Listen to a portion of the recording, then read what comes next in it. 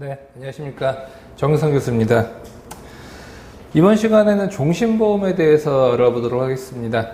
종신보험이라고 하면 이제 보험을 가입한 피보험자죠. 죽었을 경우 여기에 대해서 일정 부분의 보험금이 나오는 것을 이제 종신보험이라고 합니다. 그렇기 때문에 가장이 종신보험에 들어야겠죠.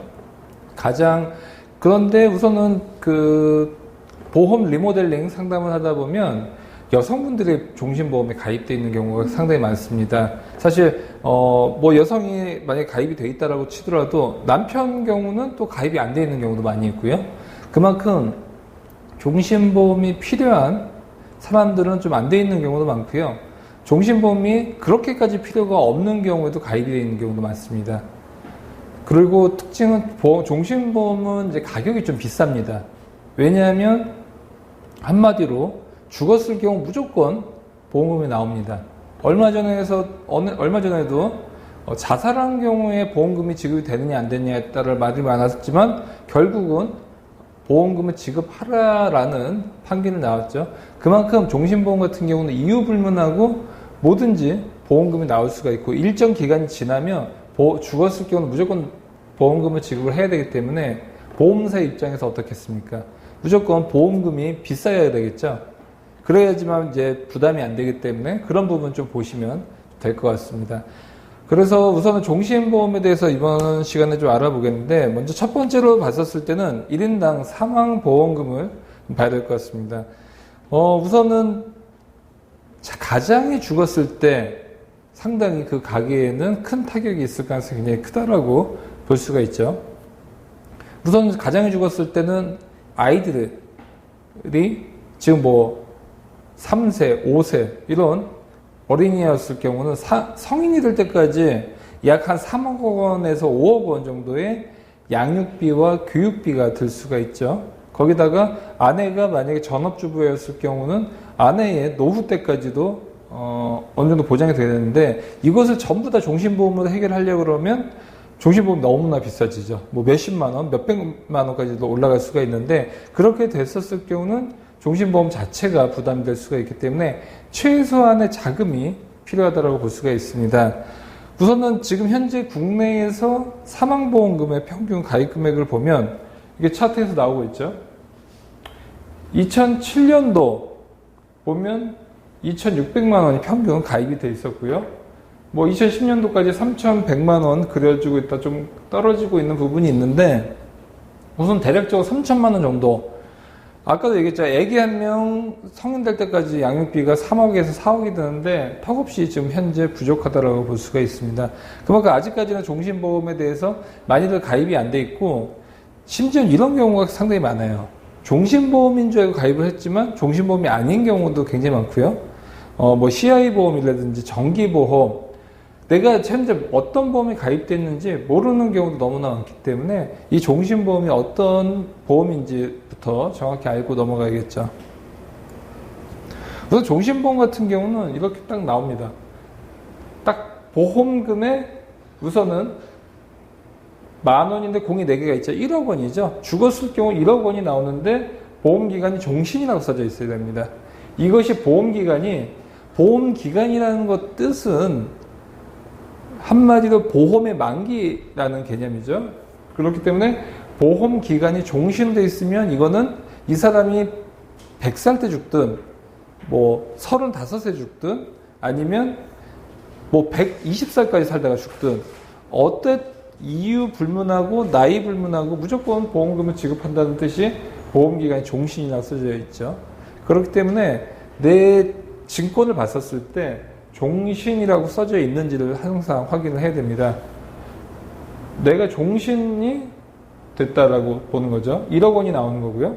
그 다음에 주로는 주보험입니다. 왜냐? 종신보험 자체가 주보험이 있고요. 특약이 있습니다. 종신보험 자체는 주보험, 그러니까 보험의 그 담보를 봤었을 때 주가 되는 담보가 종신보험이고 여기다 특약이 많이 껴져 있을 수가 있죠. 종신보험 딱 들 때 종신 이거 하나만 딱 넣었을 경우는 예를 들어서 80세까지 보험금을 납입한다라고 하면 13만 2천 원이 나오고요. 뭐 보통 20년 납을 많이 하죠. 20년 납했었을 때 보험료가 상당히 많이 뛸 수가 있는데 여기다 특약을 넣을 수가 있습니다. 특약으로 예를 들어서 암 진단비라든지 뇌졸중 진단비, 뭐 수술비, 입원비 이런 특약들을 여기다 또 넣어서 설계를 하면 보험료는 올라갈 수는 있겠지만 거기에 맞게끔 담보 자체는 상당히 늘어날 수가 있는 것이겠죠. 보험금을 그러면 종신보험을 얼마를 넣어야 되느냐? 뭐 물론 많이 넣으면 좋을 수가 있겠죠. 하지만 많이 넣으면 그만큼 보험료가 올라가고 아까도 보셨다시피 1억 원 보장 받으려고 하면 수십만 원의 종신보험료가 나오기도 하기 때문에 가장 중요한 것은 종신보험 가입할 때 적정하게 들고 가성비가 높게끔 드는 게 좋겠죠. 과연 가장이 죽었을 경우 얼마 정도가 필요할 수 있는지를 보면 이것을 보장자산이라고 하죠. 보장자산을 보면 우선은 20, 30대는 저축을 할 수가 있고요. 남자 이제 가장의 경우 40대에서 50대까지는 돈을 계속 축적하는 기간이죠. 그리고 그 이후 때는 남은 배우자의 이제 노후 자금이 필요한 기간인데 이제 가장 많은 돈이 필요할 때가 30대에서 50대까지죠. 이때는 자녀들 같은 경우가 이제 대학에 입학을 하고요. 둘째 같은 경우 대학 입학하고 보통 4인 가족이 가장 많죠. 최근 들어서 3인 가족이지만 어쨌든 4인 가족 기준으로 봤었을 때는 그 다음에 결혼할 때 기둥 한 뿌리씩 집안에서 뽑아가지 않습니까? 그래서 이때 가장 큰 돈이 들 때 이때까지가 어느 정도의 보험금이 필요하기 때문에 사망보험금이 필요한 금액도 이렇게 올라갔다가 떨어지는 즉 가장이 필요한 자금의 금액만큼 보험금을 가입하는 것이 좋겠죠. 그러면 종신은 죽을 때까지 보장이 돼야 되는데 약 한 50대에서 60대 요즘은 60대까지도 많이 애를 늦게 낳기 때문에 한 50대에서 60대 이후로는 보험금이 그렇게 많이 필요가 없죠. 이제 뭐 연금 정도나 아니면 남은 배우자의 생활비 정도만 필요할 수가 있기 때문에 그 이후 때부터는 보장 금액이 작습니다. 그러면 종신을 끝까지 이렇게 많이 갖고 가는 게 나을까요? 아니면 그 이후부터 좀 줄어들게끔 하이브리드형으로 갖고 가는 게 나을까요? 쭉 갖고 가면 좋겠죠. 하지만 보험료가 30만 원, 40만 원까지 올라갈 수가 있고요.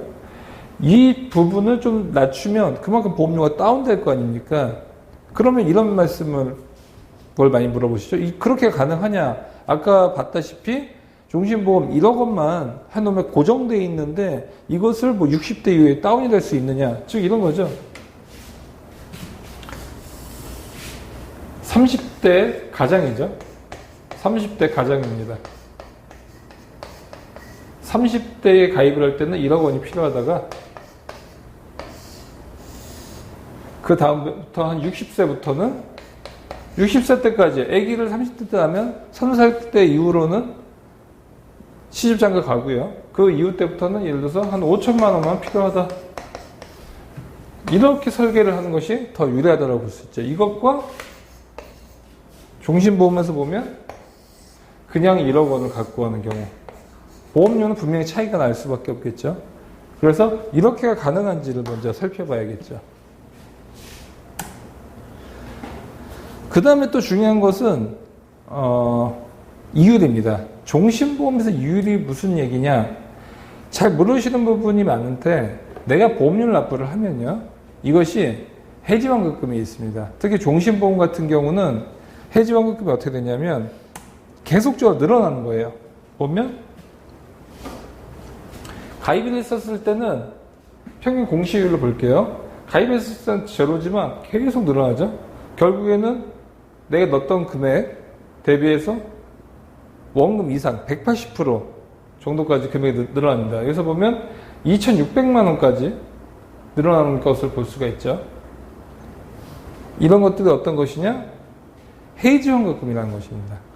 그러면 원금보다 왜 더 늘어날까요? 이자가 붙기 때문이죠. 즉 내가 종신보험에 납입을 하지만 이 돈이 어디 가는 게 아니에요. 그러다가 내가 해지를 할 수가 있겠죠. 해지했었을 때 찾는 거.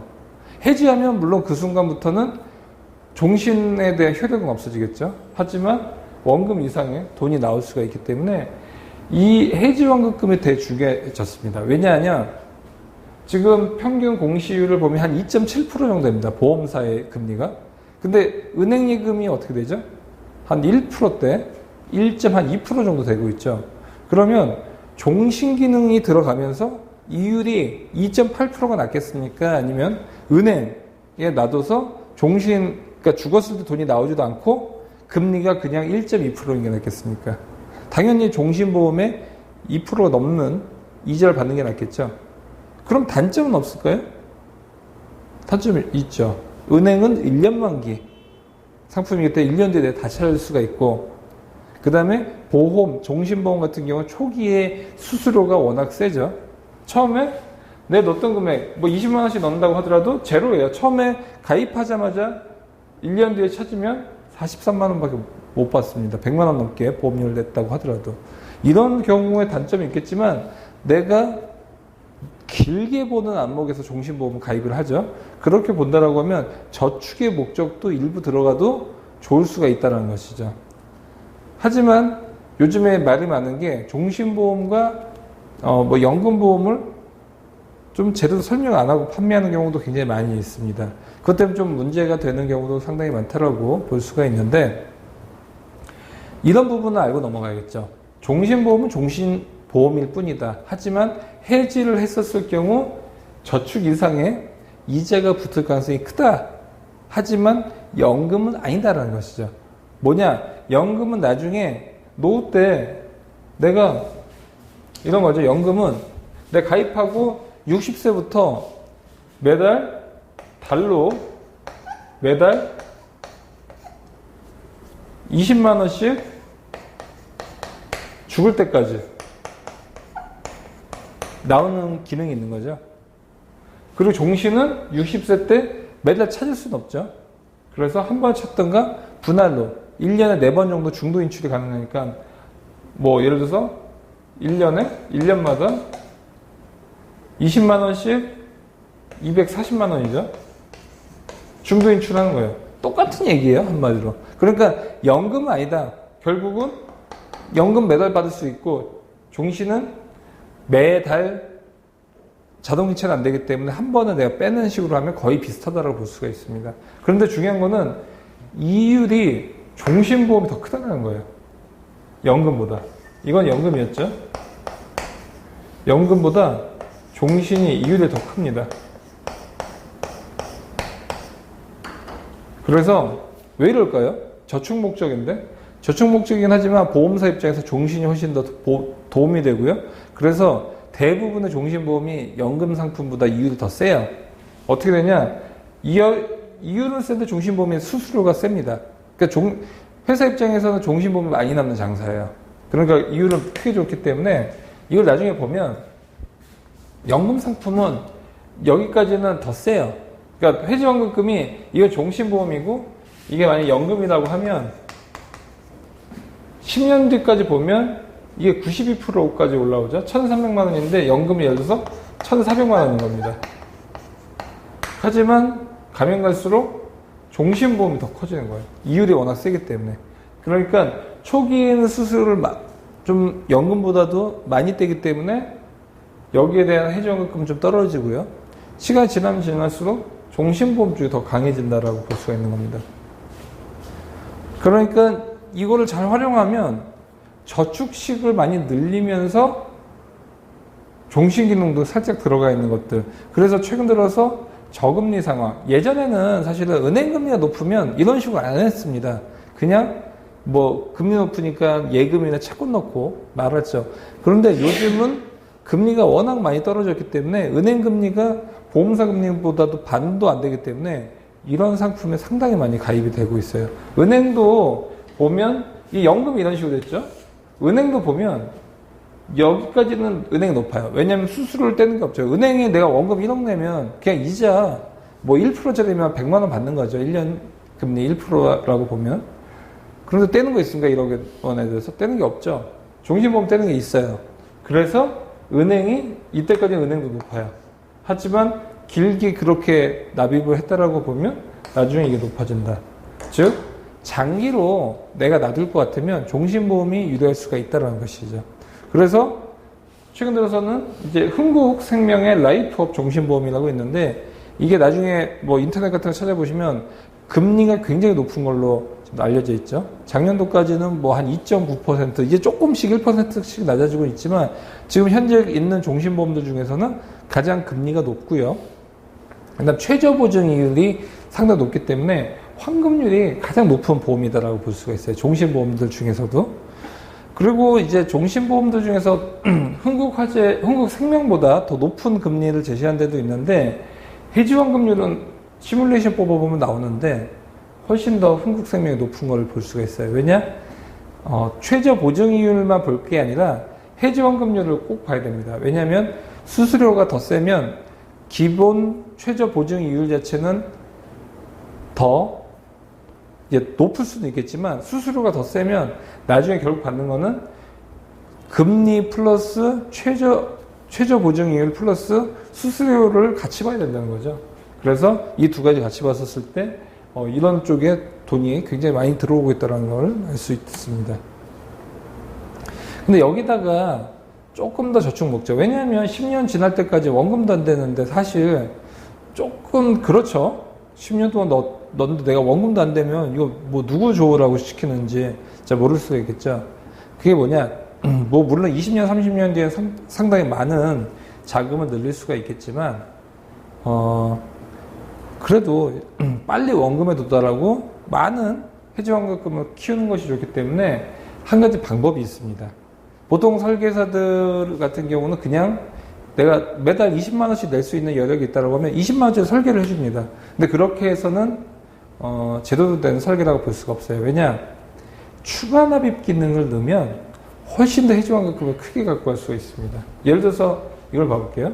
아까는 이제 10년 100%가 됐었을 때가 아까 추가 납입을 안 했을 때가 몇 년 걸리죠? 이게 100이라고 써져 있는 건데 여기서 보면 13년도에 원금되고 그때부터 올라서 35년 뒤에는 180%가 되죠. 180%. 그러니까 원금이 1억이면 1억 8천만 원이 됐다는 뜻이고 추가 납입을 한 배를 했었을 때 보겠습니다. 그러면 아까 13년의 원금이었죠? 13년. 근데 지금 현재 한 배 정도. 그러니까 내가 10만 원을 납입을 하면 10만 원을 매달 추가 납입을 하는 겁니다. 그러면 20만 원으로 그냥 들어갔을 때보다 더 수수료가 다운이 되겠죠. 왜냐? 20만 원짜리 계약을 하면 20만 원에 대해서 수수료를 종신보험 같은 경우는 한 13%에서 15%를 떼고 시작합니다. 그러니까 뭐냐? 20만 원짜리 넣으면 약 2만 5천 정도를 떼고 시작한다는 거죠. 그런데 10만 원을 계약을 하고 10만 원을 추가 납입을 하면 어떻게 될까요?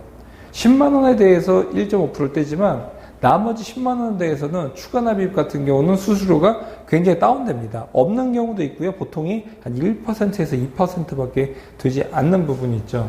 그래서 이거 같은 경우는 10만 원 넣고 10만 원 추가 납입했었을 때를 보니까 원금은 9년이 되면 원금이 되네요. 아까는 13년이었죠. 9년 뒤에 원금이 되고요. 그 다음에 마지막에 해지환급금을 보니까 363%.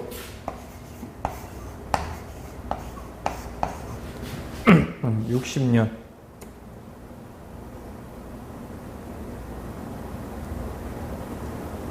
35년도를 봐야겠네요. 아까도 35년도였으니까 35년도를 보면 약 206%가 됐네요. 같은 기간을 봐야겠죠. 206%. 약 20%의 해지환급금의 차이가 있죠.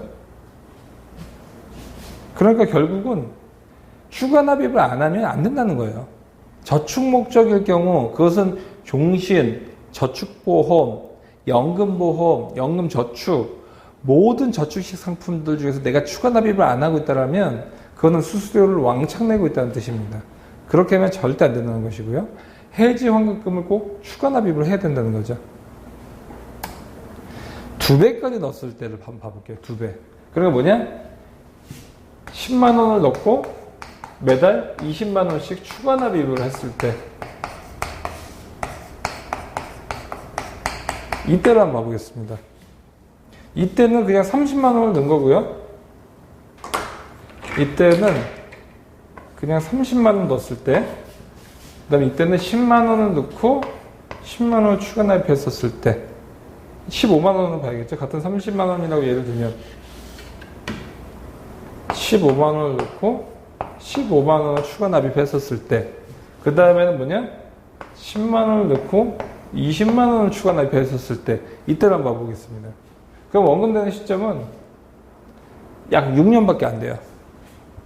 아까는 13년이 됐었고요. 그 다음에 15만 원 넣고 15만 원 추가 납입, 100% 추가 납입은 9년이 됐었고요. 그 다음에 10만 원 넣고 20만 원. 그러니까 추가 납입 그러면 많이 하면 좋을 거 아니에요. 한도가 있습니다. 월 납입의 2배까지밖에 못 하는데, 그러면 원금은 약 6년 되면 원금이 되고, 그때부터는 복리로 계속 붙는 거죠. 그러면 35년 된 시점에서, 납입 35년 된 시점에서 한번 봐볼게요. 그러면 216%의 해지원금이 있죠. 그래서 이게 가장 유리하다. 저축보험, 연금보험, 연금저축, 또 종신보험들도 마찬가지입니다. 종신보험도 해지원금을 높이기 위해서는 이런 식으로 하면 가장 좋다라고 볼 수가 있는 것이죠. 그리고 또 중요한 게 있습니다. 종신보험의 형이 여러 가지가 있어요. 보통 보면 종신보험에 보면 1종이 있고요. 뭐 2종이 있고, 보험사마다 좀 다릅니다. 뭐 3종이 있고, 여러 가지가 있는데, 예를 들어서 이거는 뭐 다 정해진 건 아니지만, 뭐 흥국생명을 예를 들면 1종 같은 경우는 20만 원짜리 종신보험을 넣은 거예요. 그러면 어떻게 되냐? 1종은 사망보장을 많이 해줍니다. 뭐냐? 20만 원 넣고 예를 들어서 8천만 원에 보장을 해준다 라고, 예를 들어서 보면 35세 남 기준으로 8천만 원 보장을 해줍니다. 그런데 환급금, 해지환급금이라고 했죠. 해지환급금은 예를 들어서 아까 이거는 저축식이 높은, 예를 들어서 2종이라고 보겠습니다. 2종이라고 보면 뭐 3종까지는 볼 필요는 없을 것 같고요. 뭐 이건 조금씩 차이 나는데 1종은 2종만 봐도 될 것 같고요. 1종 같은 경우 해지환급금이 이건 216%였죠. 이렇게 갔었을 때는 예를 들어서 한 180%밖에 되지 않습니다. 즉 뭐냐? 내가 저축은 난 됐고, 그냥 무조건 나는 노후 때 아니면 젊었을 때 내가 혹시라도 죽었을 경우 자녀들에게 큰 보험금을 타게 해주고 싶다라는 니즈면 이런 쪽으로 가야 돼요. 1종 또는 종신 집중형을 가야 됩니다. 사망 집중형. 같은 금액을 내더라도 이런 쪽으로 많이 내겠죠. 왜 이렇게 설계가 가능할까요? 이거는 사업비를 많이 뗍니다. 사업비를 많이 떼는 대신에 이 부분이 죽었을 때 보험금을 많이 타게끔 설계가 되어 있는 거예요. 반대로 2종 같은 경우는 같은 20만 원을 내더라도 사망은 예를 들어 4천만 원밖에 안 돼요. 그러니까 수수료 중에서 사망보험금을 만들 수 있는 그 수수료는 굉장히 낮고요. 대신에 어떤 게 있냐? 해지환급금 자체가 이렇게 216%까지 커지는 거죠.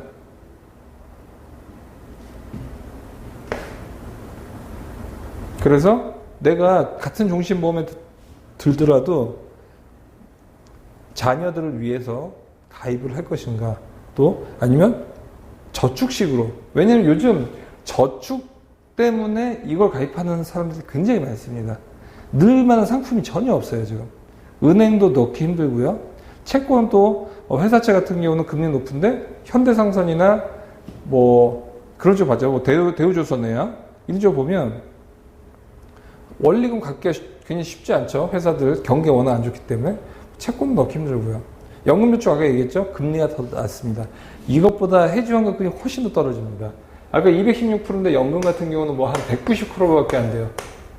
어차피 매달 받나 1년에 한 번씩 내가 돈 찾았으면 똑같다고 했죠. 무늬만 뭐 자동이체 기능만 있을 뿐이지. 그런 기능이 있죠. 그래서 종신보험인데 저축식을 하는 사람이 굉장히 많이 있다는 거죠. 최저보험 보증이율이 지금 보면 흥과제 같은 게 보통 2.8% 정도 무조건 고정으로 보장이 됩니다. 뭐냐? 이거는 평생 보장이고요. 흥국생명의 흥국라이프. 요거 말고도 뭐 신한도 있고 KB생명도 있고 여러 가지 있는데 해지 환급률을 따져봤을 때는 우선 흥국생명이 가장 세긴 합니다. 근데 연금도 맞아요. 제가 누누이 말씀드렸지만 연금보험 최저 보증률이 굉장히 크다고 했죠. 지금 현재 보면 최저 보증률이 10년 이내에 높은 게 1.5%, 10년 이후에는 1%가 가장 좋은 조건인데 이거 비해서 1.3%가 세고요. 또 평생이잖아요. 그럼 이때는 1.8% 차이가 나는 거죠. 그래서 이게 나중에 차이가 엄청나게 크다는 거예요. 그래서 흥국생명에 저축식으로 하는 사람이 많습니다. 근데 단점은 없냐? 우선은 흥국생명에 여기서 연금 전환을 할 수가 있어요. 연금 전환을 하면 아까 얘기했죠. 매달 자동이체로 받으니까 왠지 연금 같잖아요. 그렇지만 뭐 매년 자동이체도 똑같다. 결국엔 내가 은행에서 10만 원씩 매달 자동이체로 연금 주나 120만 원 내가 한 번에 찾았으나 그게 그거라고 했죠. 그런데 종신보험이 연금 전환을 하는 경우가 있습니다. 기능이 있습니다. 그러면 매달 20만 원씩 줘요. 하지만 이렇게 하면 안 됩니다. 그냥 종신을 놔둬야 돼요. 왜냐? 연금 전환을 하면 이 2.8%의 최저 보증을 하는 조건이 삭제가 돼요. 이 조항이 연금의 그 약관에 명시가 되어 있습니다. 그래서 이것을 연금 전환하면 안 된다라는 것이 가장 중요한 팩트다라고 볼 수가 있고요. 그 다음은 아까 얘기했죠. 이거 정기보험과 종신보험을 혼합하는 것도 굉장히 중요하다고 볼 수가 있어요. 이거 뭐냐? 아까도 얘기했다시피 일종을 이렇게 하고 싶은 거예요. 이거는 이제 저축식 목적이 아니라 이제 사망에 대해서 보장을 받고 싶을 때 얘기인데 그때는 이 20만 원 내고 부담스럽죠. 20만 원 내고 8천만 원을 보장받으니까 비싼 거예요. 그 20만 원 낼 여력도 없고 그랬을 경우 어떻게 하냐? 이걸 어떻게 일종을 10만 원만 들고요. 정기보험을 한 3만 원짜리 가입을 하는 겁니다. 그러면 35세 난 기준으로 8천만 원은 똑같이 보장을 받으면서 갈 수가 있는 거죠. 보험료는 약 한 절반 정도가 보통 줄거든요. 이런 식으로 갔었을 때 더 저렴하면서도 사망보장을 똑같이 갖고 갈 수 있다. 물론 60세 이후에는 8천이 아니라 4천으로 떨어질 수가 있죠. 또는 5천으로 설계가 가능합니다. 그래서 예를 들어서 일종을 그냥 가입하는 것보다는 저 같으면 정기보험과 종신보험 혼합해서 이런 식으로 가족들에게 보장을 할 수가 있고요. 이종 같은 저축식으로 했었을 때는 정기보험을 내면 안 되겠죠. 정기보험 해지환급금이 거의 없기 때문에 이종 같은 경우는 그냥 종신보험으로 가입을 하고 대신에 해지환급이 높은 이런 유형으로 가야 된다라고 볼 수가 있습니다. 네, 이번 시간에는 종신보험에 대해서 알아봤고요. 저는 다음 시간에 또 뵙도록 하겠습니다. 수고하셨습니다.